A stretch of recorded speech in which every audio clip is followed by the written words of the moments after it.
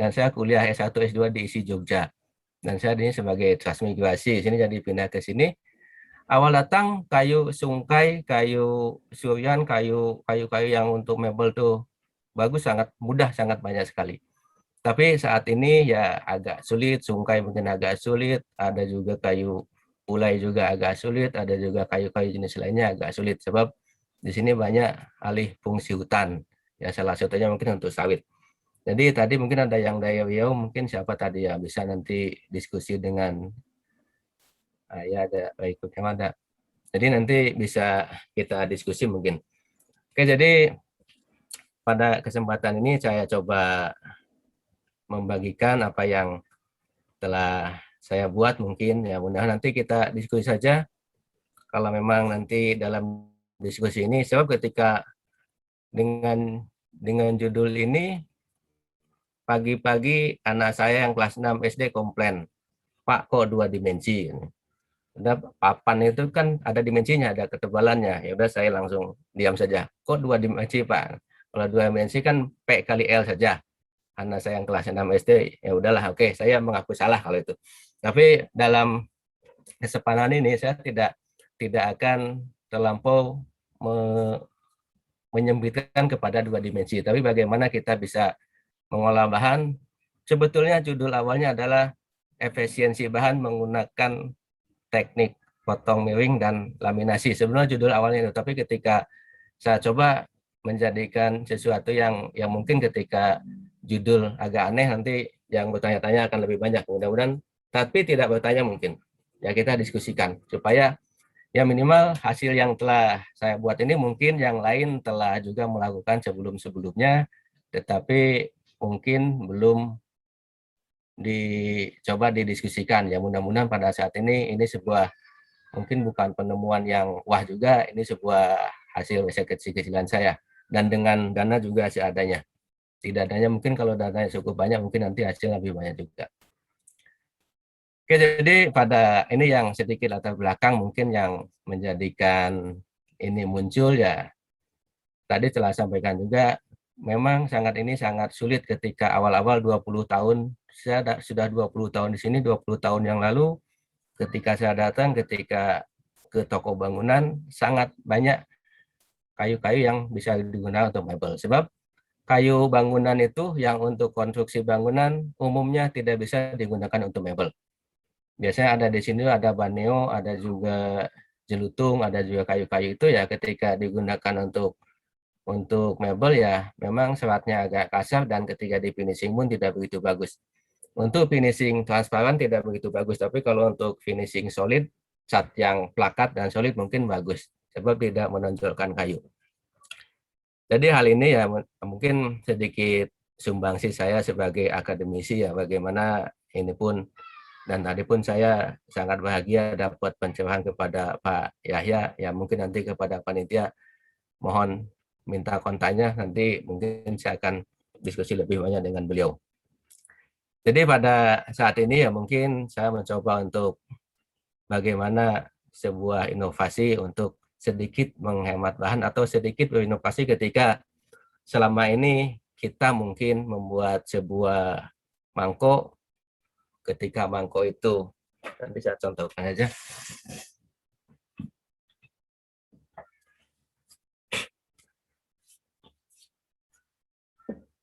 Mungkin selama ini ya yang saya selalu lakukan, kebetulan teknik yang saya gunakan masih teknik bubut dan menggunakan teknik lainnya, sebab menggunakan teknik potong jigsaw pun ada kendalanya ketika dipotong condong, matanya panas, maka menjadi bengkok matanya. Jadi mungkin sebagai contoh saja sebelum saya lanjut, jadi ketika awal-awal mungkin ketika kayu sangat mudah dan saya ini pun ya agak-agak mudah tapi sudah mulai sulit, dan ketika saya membuat sebuah mangkok ini mungkin akan membutuhkan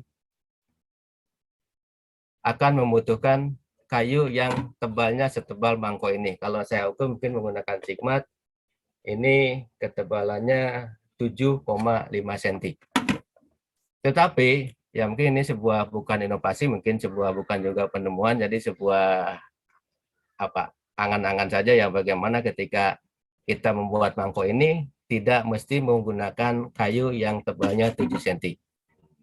Ya mungkin bisa menggunakan kayu yang tebalnya hanya 2,5 cm. Ya 2,5 cm ya, kenapa 2,5 cm? Sebab nanti ketika kita menggunakan teknik potong yang nanti potongnya menggunakan sudut kemiringan mungkin disesuaikan dengan benda yang akan kita buat atau produk yang akan kita buat, maka nanti hasilnya pun akan sesuai dengan apa yang kita inginkan. Jadi sebagai contoh, ini ada sebuah mangkok, ya bukan mangkok mungkin, tapi saya belum membuktikan benda ini masih sebuah riset saja, hasil sebuah penelitian saja. Mangkok ini tebalnya adalah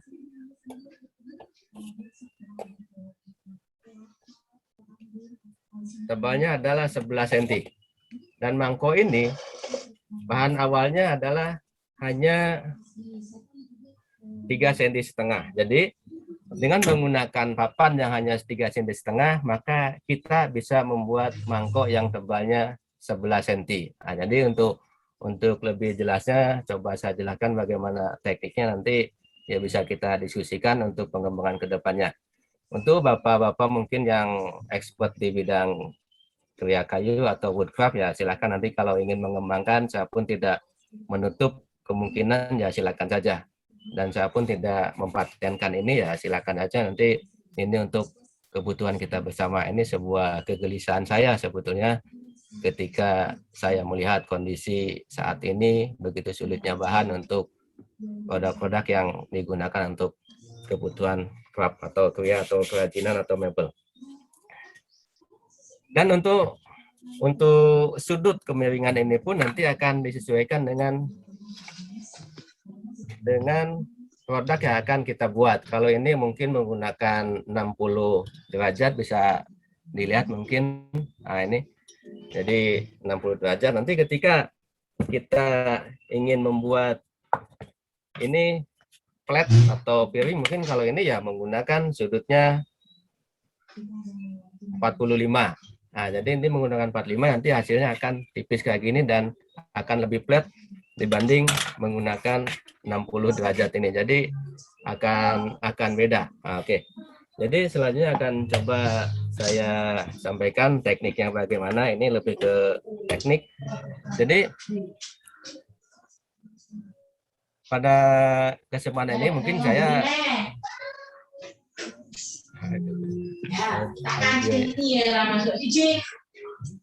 audionya tolong Bapak host.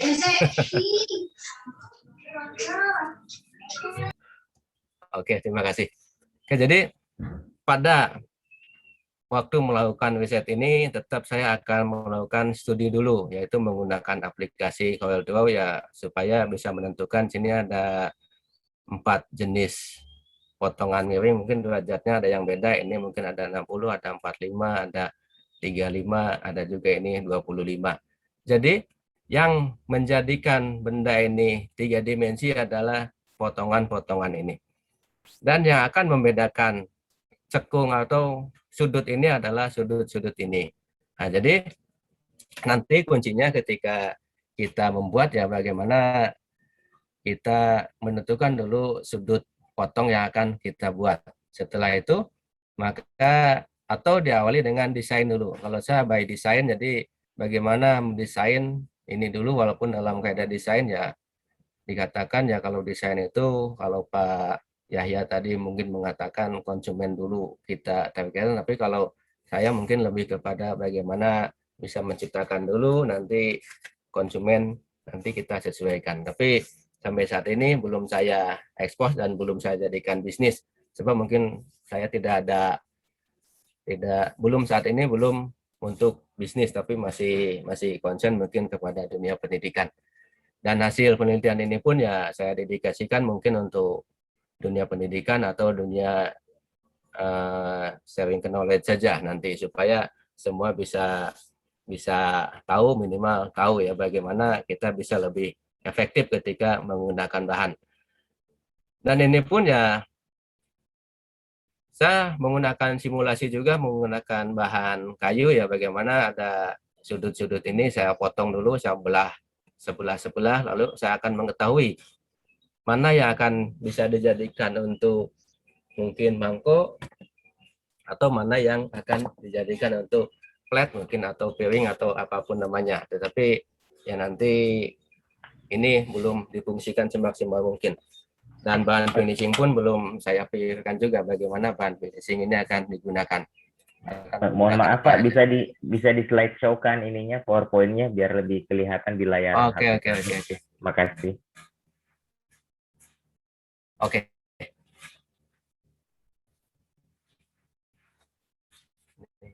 Ah ya. Jadi ini mungkin saya ulang saja, mohon maaf tadi. Oh, ini ada mesin di belakang nih, mudah-mudahan tidak mengganggu. Jadi untuk diawali sebelumnya kunci membuat benda 3 dimensi atau kunci untuk menebalkan kayu ini adalah di teknik pemotongan pada sudut kemiringan pemotongan ini. Jadi ketika yang satu ini mungkin ini menggunakan 40 atau 50, ini 45, ini 35, ini 25 derajat.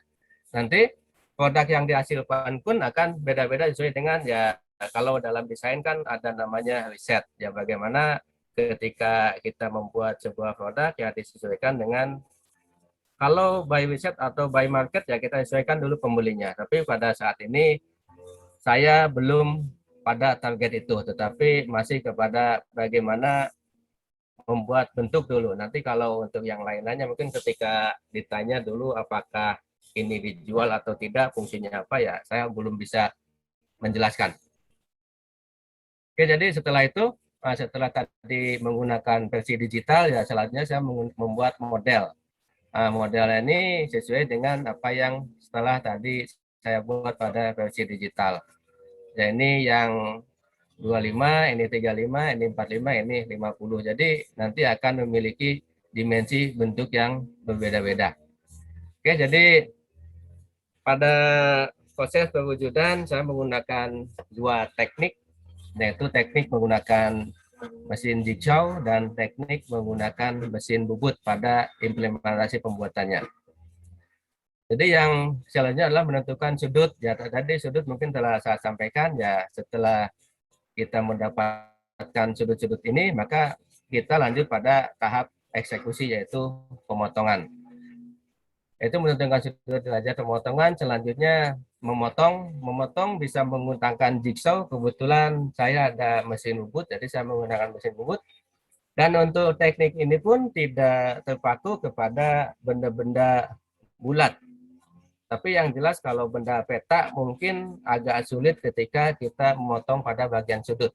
Ya mungkin ada nanti bagian bebas nanti bisa lonjong, bisa lonjong atau oval juga bisa bentuk bebas tetapi tanpa adanya sudut. Kalau ada sudut biasanya bisa digunakan pakai jigsaw tapi nanti yang untuk di sudutnya menggunakan handsaw manual untuk menemukan titik sudut ketemu sudutnya. Kalau enggak nanti agak sulit. Oke, selanjutnya setelah dipotong yaitu penyambungan bagian-bagian. Itu bagian-bagian yang telah dipotong ya nanti kita sambung menggunakan lem ya lemnya nanti sesuaikan saja.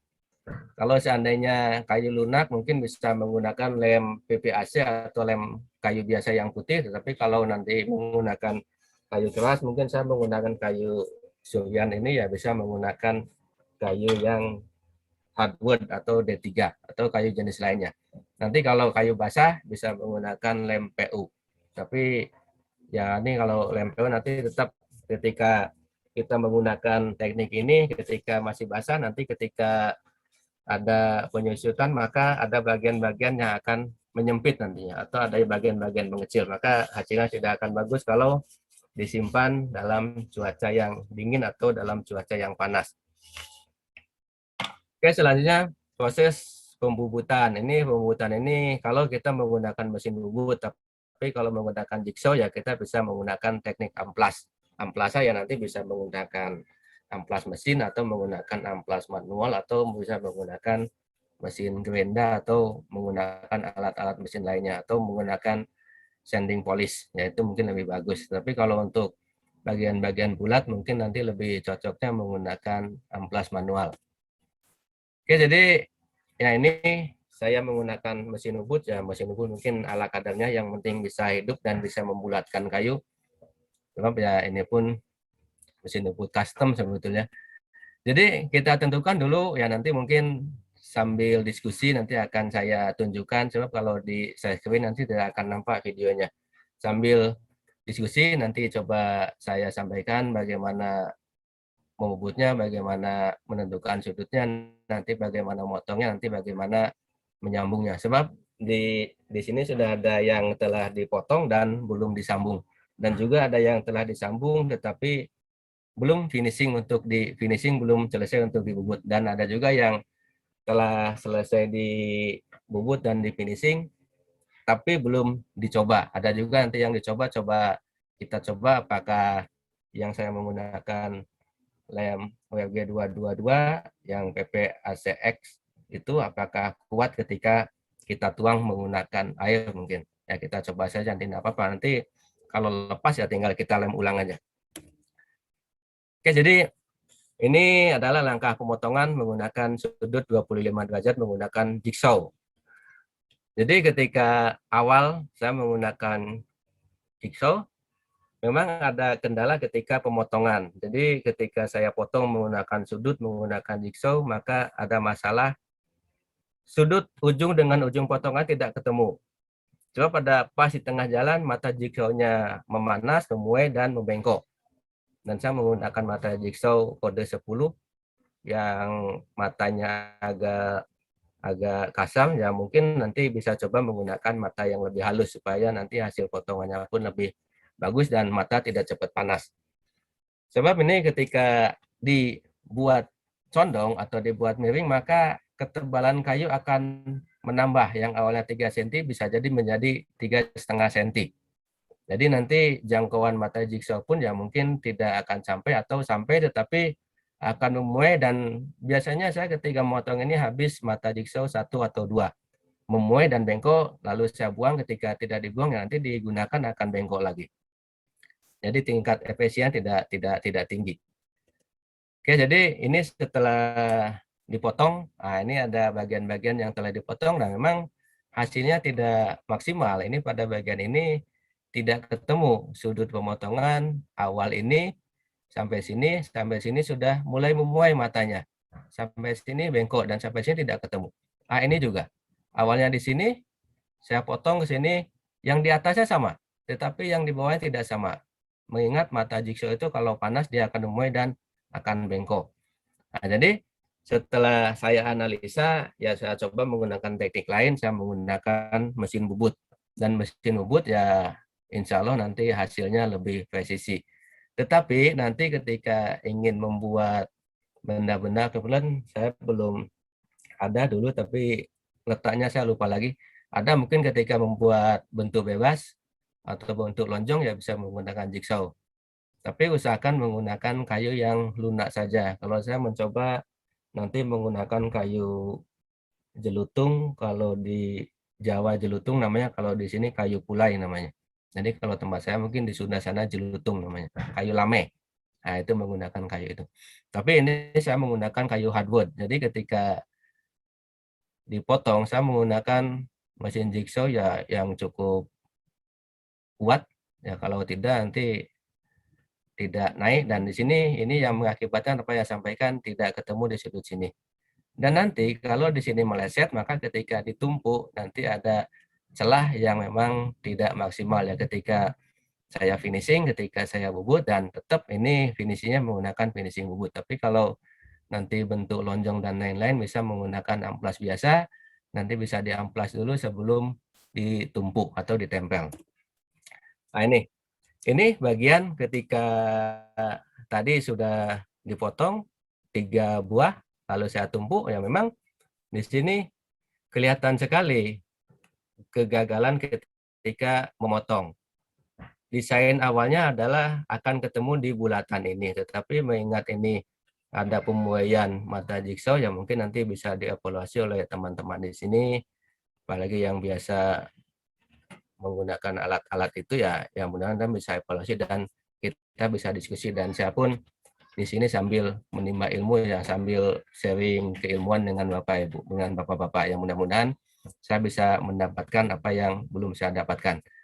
Sebab pengalaman di lapangan itu ya mungkin lebih banyak, sangat banyak pengalaman di lapangan dibanding ketika saya hanya di studio, saya hanya buka buku, saya hanya lihat buku saja, saya hanya riset saja. Tetapi ketika saya selalu berkunjung kepada kelompok-kelompok, kebetulan di sini juga ada komunitas kayu ya, ketika saya kunjung ya lebih banyak diskusi dengan pelaksana langsung ya, lebih lebih nanti mungkin lebih banyak ilmu yang saya dapat.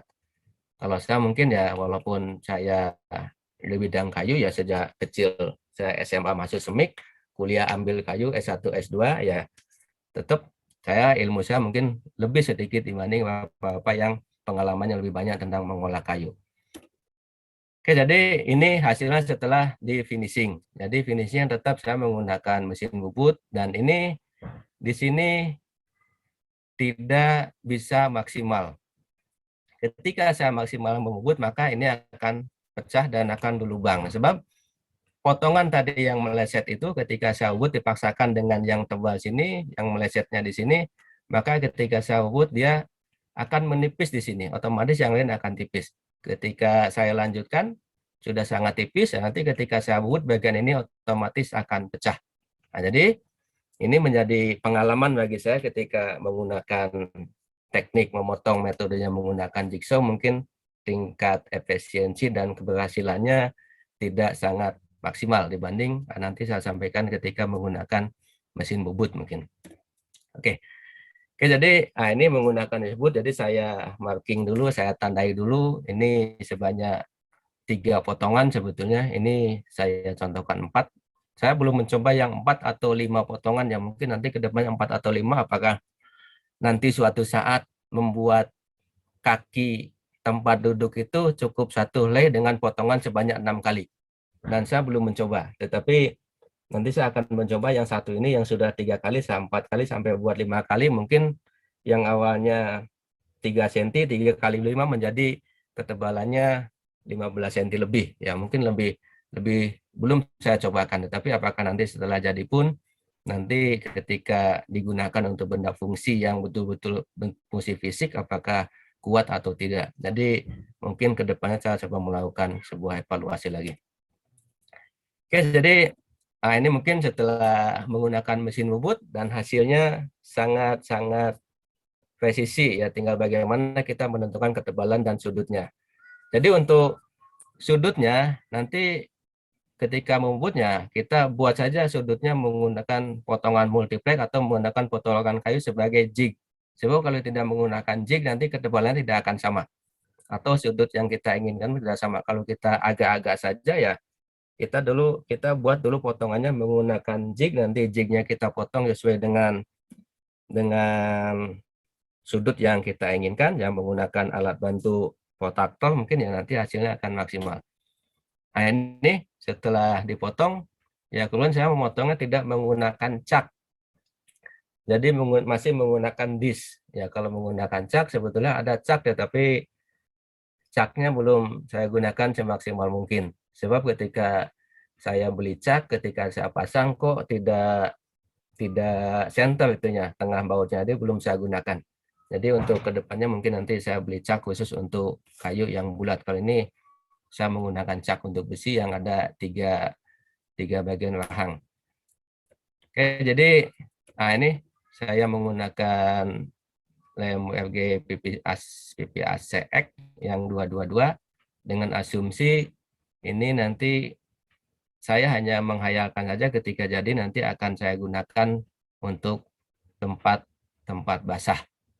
Nanti saya finishing menggunakan, belum saya finishing sampai saat ini, saya masih menggunakan finishing menggunakan oil atau menggunakan minyak kelapa saja, tapi belum saya coba finishing menggunakan lain.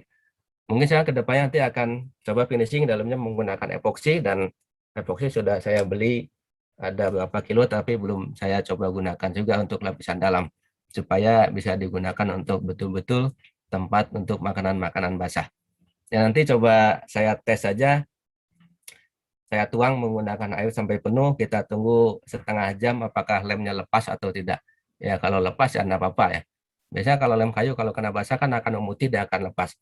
Nanti kalau menjelang lepas memutih ya nanti kita buang ya, nanti kita klem lagi, enggak apa-apa. Oke, jadi ini hasilnya yang tadi sebelumnya telah dibuat. Jadi mungkin ini hasilnya. Jadi yang awalnya adalah kayu yang tebalnya hanya 3 cm, ketika kita potong dengan sudut kemiringan sekian atau sudut sekian, ketika kita potong sebanyak 2, 3, atau 4 sesuai dengan kebutuhan kita. Sebab ketika saya membuat ada yang 2, ya nanti mungkin saya tunjukkan ketika slideshow-nya udah selesai. Coba kalau sini nanti videonya tidak nampak. Jadi dengan bahan yang kata anak saya di komplain, Pak ini ada dimensinya, memang betul ada dimensi 3 dimensi. Kalau 2 dimensi ya lukisan. Tapi lukisan pun ketika dilihat dari samping kan tetap ada dimensinya juga. Jadi mana yang betul ya abaikan saja lah. Yang jelas ini sering keilmuan aja dulu, nanti yang hal-hal itu ya tidak usah tidak usah diperpanjang aja nanti. Ya kalau kita ambil sisi positifnya, kalau negatifnya yang kita angkat ya tidak akan selesai. Oke, jadi ini bahan awal itu hanya 3,5 cm, ini paling 3,5 cm, sebab bahan awal 4 cm saya bubut depan belakang, saya ubut dulu belakangnya untuk kakinya, lalu saya balik. Nanti setelah balik diubut, maka akan supaya belakangnya ada kakinya nanti. Jadi nanti mungkin saya tunjukkan. Oke, jadi nah ini setelah dipotong 3 potongan dengan sudut kalau nggak salah ini 35 derajat ke sudut kemiringannya. Lalu nah ini hasilnya setelah dipisah-pisah, lalu dilem, ditumpuk, dibalik, lalu ini hasil jadinya. Ini hasil jadi setelah proses pemubutan.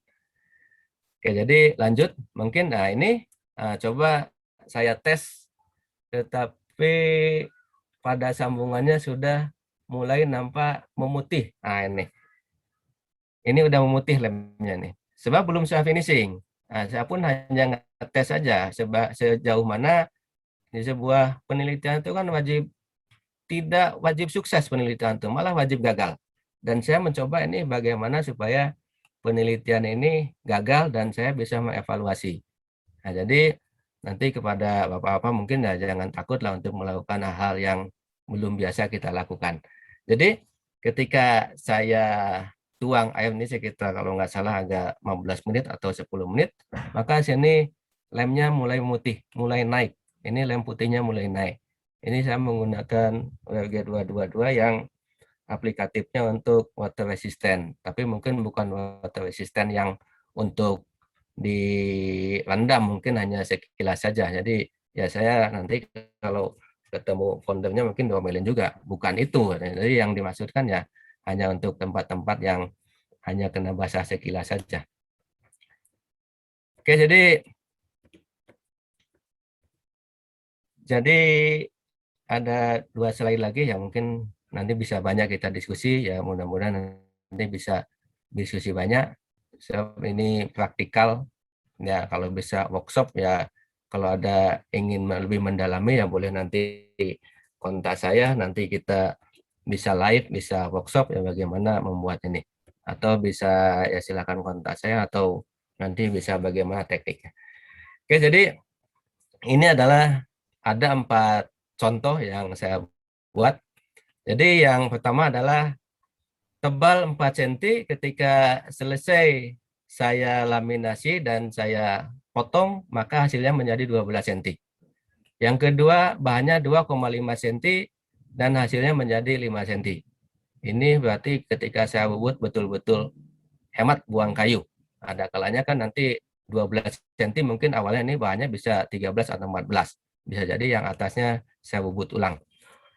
Yang selanjutnya ada 3 cm menjadi 12 cm. Nah, mungkin ini sama dengan di atas, tetapi kecondongannya beda. Kalau ini yang flat memang 2 cm, ya mungkin bisa digunakan untuk tempat-tempat makanan kecil, tetapi kalau untuk saat ini mungkin makanan kecil yang menggunakan kemasan.